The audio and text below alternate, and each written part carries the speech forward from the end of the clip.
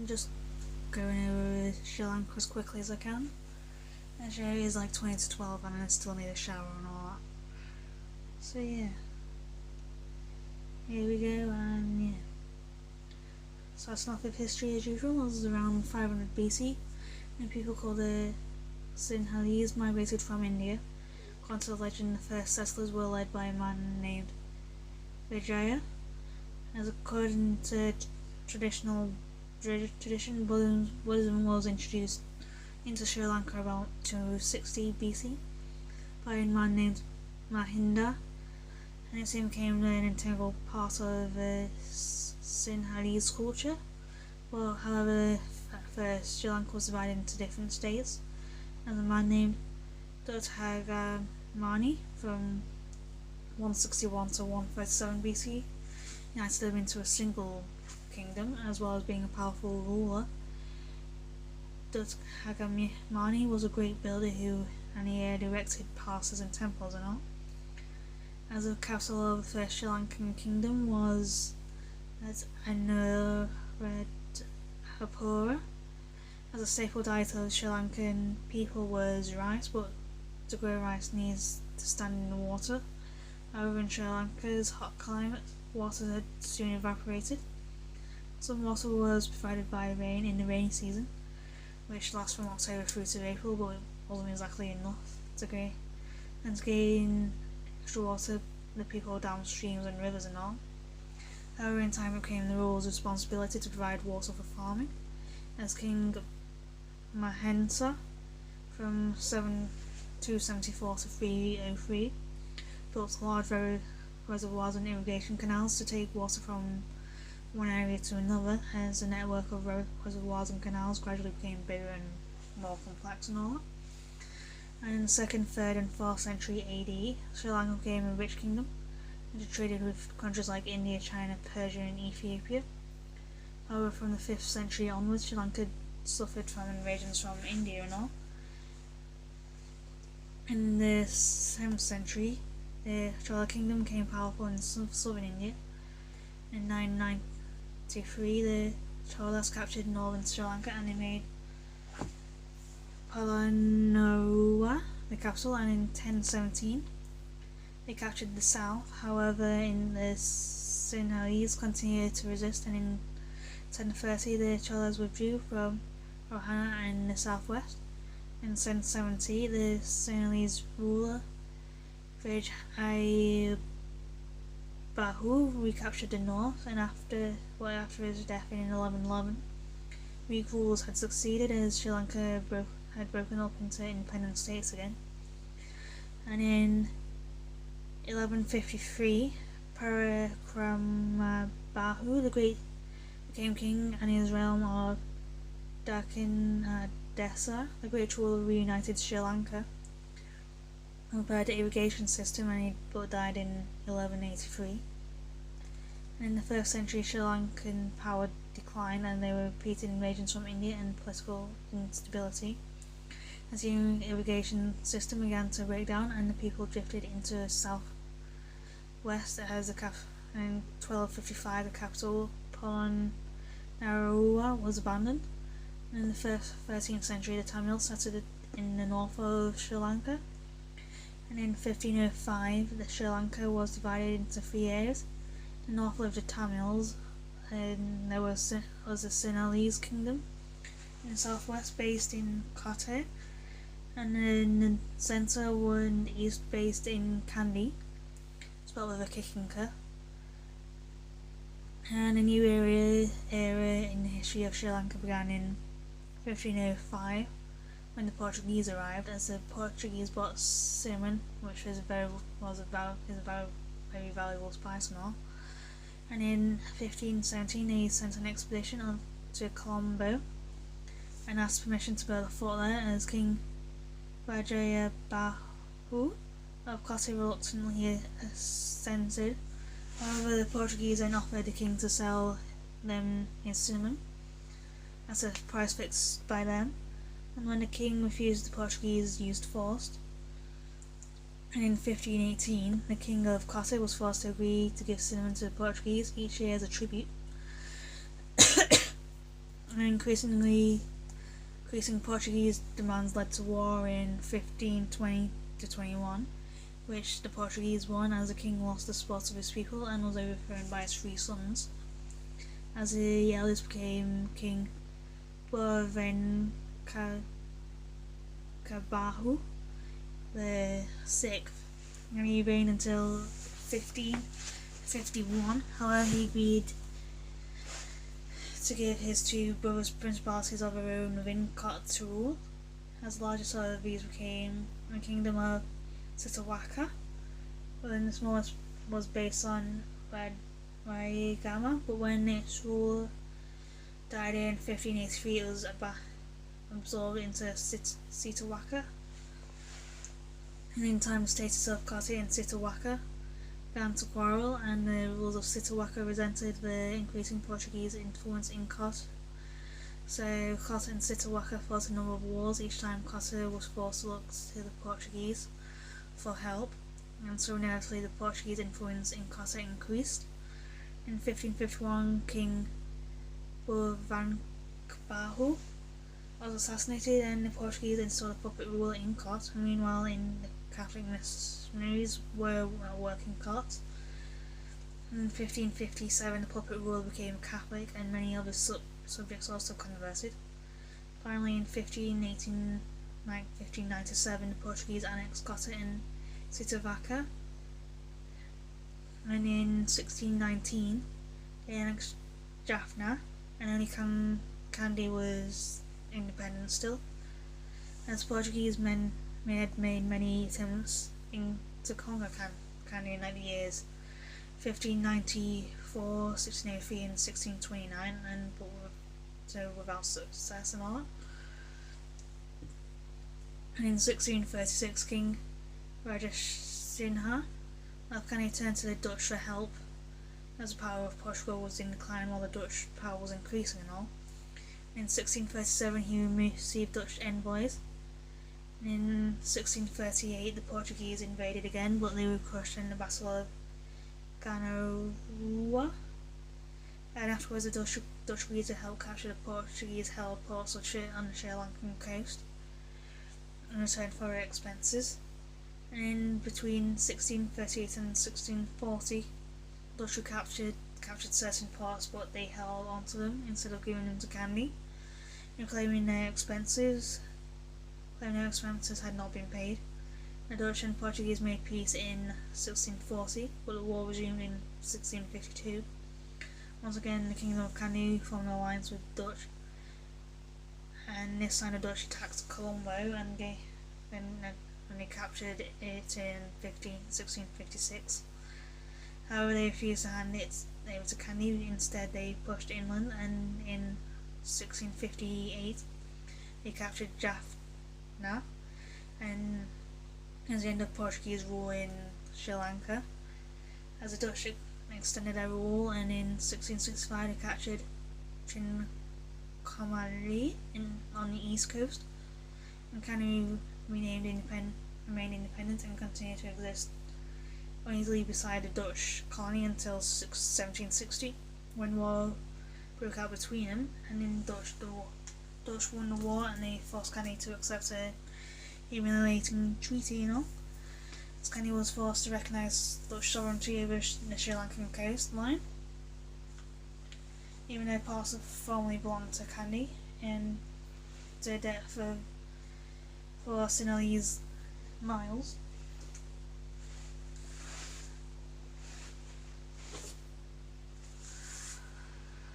However, in 1796, the Dutch gave way to the British. And in that year, the British annexed Colombo and Jaffna, and the Dutch rule was effectively extinguished. And the British were keen to conquer Kandy. They gained their opportunity in 1815.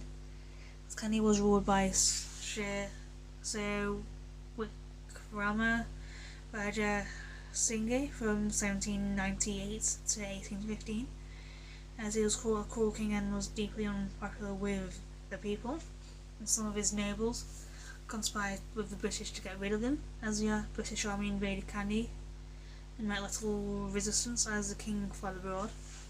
But in 1817 to 1818, there was a rebellion in parts of Kandy against British rule, but it was crushed and all. And at first the British trod cautiously, and trial by jury was introduced in 1811 as the British built a network of roads, and then in 1833 they introduced wide-ranging reforms. It was made the official language and the administration was reformed. As slavery was abolished in 1844, and in the early 19th century the British created large plantations growing coffee. As import duties on coffee in Britain were reduced and coffee drinking became more common, exports of Sri Lankan or Ceylonese coffee boomed, and a large number of labourers from India were brought to work in the plantations. However, from the 1870s, the coffee crop was devastated by the slow spread of fungus called Hamilea basterix, and in the late 19th century to replace coffee as the main Ceylonese crop, as rubber and coconuts were also important crops and all. In the late 19th century, both Hinduism and Buddhism revived in Ceylon, and in the 20th century, Sri Lankan nationalism grew as the Ceylon National Congress was formed in 1919. In 1910, the Ceylonese were allowed to elect one member of the Legislative Council in 1924, as the British made further concessions. However, the Ceylonese were not satisfied with it all. In 1931, Ceylon was granted a new constitution, and from then on the legislature was elected by universal suffrage. However, the Ceylonese demanded complete independence. Another constitution was introduced in 1946, but in 1947, British announced that India was to become independent. The Ceylonese now demanded their independence in the June of 1947, and the British agreed to make Sri Lanka a dominion, as Sri Lanka became independent on the 4th of February 1948. It's a bit more modern or contemporary and all. The first Prime Minister was Dr. Stephen Senanayake, and then when he died in 1952, his son Dudley Senanayake followed him, as Dudley resigned a year later in 1953 and was replaced by Sir John Katawala, and all three members of the United National Party. But in 1956, their party fell from power, and the next government was led by ASWRD Bandaranaike, as it promoted Sinhalese culture and extended state control of the economy. However, he was assassinated in 1959, and in 1960 he was replaced by his widow, Sirimavo Bandaranaike, as she was the Prime Minister until 1965, and she continued a policy of nationalisation, and she also brought most schools under state control. And in 1965 she was replaced by Dudley Senanayake, who was Prime Minister again until 1970.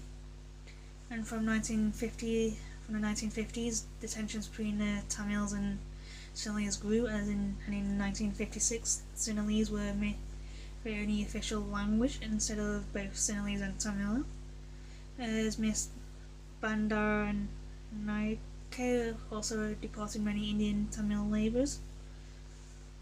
And in 1971, a rebellion of young people was led by an anti-Tamil organisation called Janatha Vimukhi Peramuna, as the rebellion was quickly crushed in all.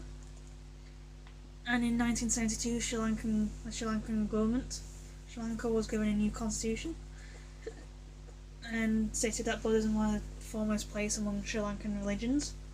And it was very unpopular with the followers of other religions and all that. And furthermore, in 1972, a number of Tamil places at university were reduced.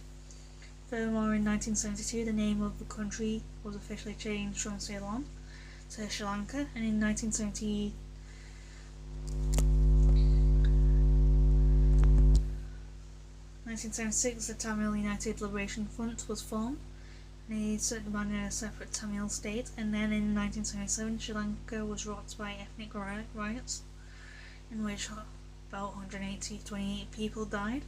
It's another constitution was introduced, and in 1978, this one made a president at the head of state. However, the new constitution failed to satisfy the Tamils, and in 1983 civil war broke out between the Tamils and Sinhalese. And on the 23rd of July 1983, the Tamil separatists ambushed and killed 13 Sinhalese soldiers. As a result, was rioting in the hundreds of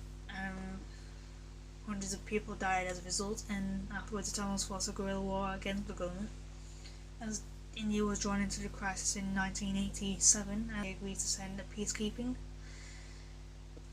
to the north and east of Sri Lanka. However, the fighting soon broke out between the former tigers or guerrillas, as the Indian peacekeeping force withdrew in 1990, and the fighting between Tamils and Sinhalese began again. And meanwhile, in the mid-1880s, Maoist Janatha Vimukhi Paramuna led a violent campaign in the south and was crushed in either somewhere between 1989 and 1990. And in 1993, President Premadasa was assassinated, and from the mid-1990s, efforts made to end the fighting and a ceasefire was made in February 2002, and talks were held. However, the ceasefire broke down and fighting resumed, and the war ended in 2009 with the defeat of the Tamil Tigers by the Sri Lankan government, and despite the bloodshed, some progress has been made in Sri Lanka. In 1986, Sri Lanka was self-sufficient in rice, and life expectancy increased from 50 in 1948 to 69 in 1983. And from 1977, the Sri Lankan government adopted a market economy, where Sri Lanka still produces tea, rubber and coconuts, and the textile industry is growing and all, as tourism has now become a major industry, and today the economy of Sri Lanka is growing rapidly and is growing prosperously, and the population is around 22 million and all. Yeah, moving on to language. Sri Lanka is a South Asian island located southeast of the coast of India, and it covers an area of 25,332 square miles.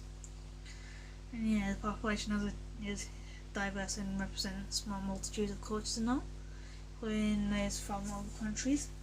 While the diversity leads to the richness of life in Sri Lanka, it also leads to complications in maintaining peace, which the diversity leads to the rooted disagreements among people in different ethnicities, as these ethnicities can be recognized and identified by the languages spoken.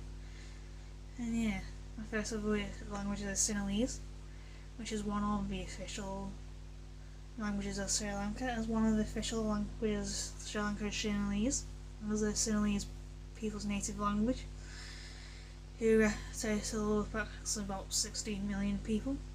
An additional 4 million speakers speak Sinhalese as a second language, as the language belongs to the Indo-European language family. Within that category, it's one of the Indo-Aryan branch, and it is written in a Sinhalese alphabet, which is descendant from ancient Indian Brahmi writing, and modern Sinhalese is traced to the Dravidian language as well as Pali and the medieval version of Sinhalese. It's also borrowed words from Tamil, Portuguese, Dutch and English, As a Rhodia community within Sri Lanka speaks a different dialect of Sinhalese called Rhodia and is considered an indication of belonging to a lower caste in society now. And there's Tamil, which is the second of the official languages now, as it's thought to be spoken by about 4.7 million speakers, although worldwide there's about 70 million. As a second language, as the language belongs to the Dravidian language family, as one of the oldest continuously spoken classical languages in the world, as researchers have divided the writings that date back to about 500 BC, and its literary works date back over 2,000 years, as Tamil is the second official language of Sri Lanka. It has been relegated to areas in which Tamil speakers make up the majority of the population, and the perceived inequality between Tamils and the Sinhalese led to the 1983 to 2009 civil war in Sri Lanka between the Sri Lankan government and the Liberation Tigers of Tamil Eelam. For those Tamil speakers who do not speak Sinhalese, finding jobs is even more. Doing government paperwork can be difficult enough. And then there's the Creole languages, which is a minority languages spoken in Sri Lanka, and which stands beside the two official languages in Sri Lanka. Several minority languages are also spoken, as Sri Lankan Creole Malay is a native language to around 46,000 speakers. It's considered an Austronesian language and is made up of a mix of Sinhalese, Tamil and Malay. Malay being the language of Malaysia now, as the language is originally developed in the arrival of Malay immigrants who came as labourers, soldiers and exiles from Dutch and British colonies during the 1200s. As written Sri Lankan Malay from the 19th century utilised the Gundal alphabet, and today, however, it is mainly oral and has been declining as younger Sri Lankan Malays have gone relying on Sinhalese, Tamil and English for communication. Another Creole language spoken in Sri Lanka is Sri Lankan Portuguese Creole, spoken by about 40 of the 3,400 people of Portuguese descent. These individuals are descendants of the Topazes, Caçadores and Portuguese Bulgaria, and his language was the lingua franca of the country between the 16th and 19th centuries. And then there's the principal foreign language spoken on the island nation is English, as around 10% of the population speak English as its primary use is for business. Moving on to legends and all.